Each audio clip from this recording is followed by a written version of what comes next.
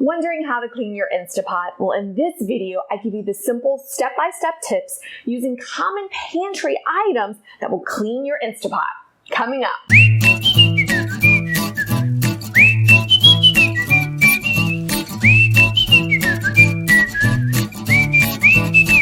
Well, hey gang, I'm Shelly. I'm a keto and anti-inflammatory dietitian, clinic owner, busy mom of two, penny pincher, and I'm super passionate about bringing the keto, low-carb, and anti-inflammatory lifestyle to busy individuals and moms without busting your time, energy, pocketbook, and waistline while keeping your family happy and healthy. And in this channel, we bring you the KLA Kitchen, the keto, low-carb, and anti-inflammatory kitchen, where we go over recipes, product reviews, money-saving tips. Now we'll decrease weight, lower your blood sugars, balance hormones, eliminate pain and migraines. And if you're new here, consider subscribing. Before we head into our video, we want to send a huge shout out to our friends over at Sweatco for sponsoring our video, because guess what? We are saving lots of money by using energy-saving appliances like our Instapot during the hot summer months. Disclaimer, I say Instapot. I don't know if it's because of my accent or where I'm from, but Instapot equals Instant Pot. Now we went over some of the similar tips on what not to do in our air fryer video, and I'll post a link up here, but we don't want to use harsh sponges. And as tempting as it is, we don't want to take a knife, we don't want to take a fork and scrape the bottom of the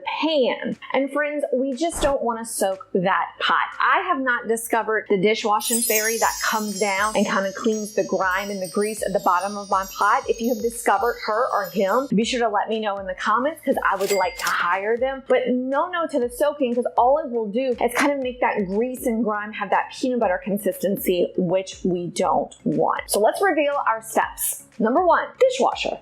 The pot itself is made of stainless steel, so it is safe to go in the dishwasher. But sometimes we may have a little bit more grime, or we may have that bluish hue. Now, if your pot has that bluish hue, you really don't panic. All that is deposits maybe from salt or maybe some other mineral that's in the food that you cooked in there, giving it that bluish hue. So we move on to number two, which is vinegar. Something that's in our pantry. I mean, I always tell folks, what can't vinegar do? You're gonna pour a cup of your vinegar, you're going to pour it in your Instapot. You're going to let it sit for about 5 to 10 minutes. You're going to rinse the vinegar out, and it should get rid of that bluish hue, and it should pick up gunk that's at the bottom. Now, number three is your toothbrush. We love to use toothbrushes whenever we're kind of cleaning our maybe heavy duty pots and pans or our expensive equipment. And what you can do, and this is perfect for the lid as well as the pot, you can dip your toothbrush in the vinegar and you can scrub where the grime is, and you will see it magically pick it up, rinse it with soap and water, and you're ready to go.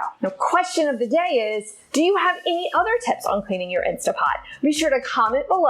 And because you watched this video, I'm sure you are interested in a blast from the past. It is one of my first videos. It is my Instapot shrimp and cauliflower grits. Of course, it's low carb. I mean, you're gonna want to click on it, but don't make fun of me, because it is a little embarrassing. If you like this video, be sure to give it a like, subscribe to our channel, and tag somebody who you know owns an Instapot. Bye-bye, friends.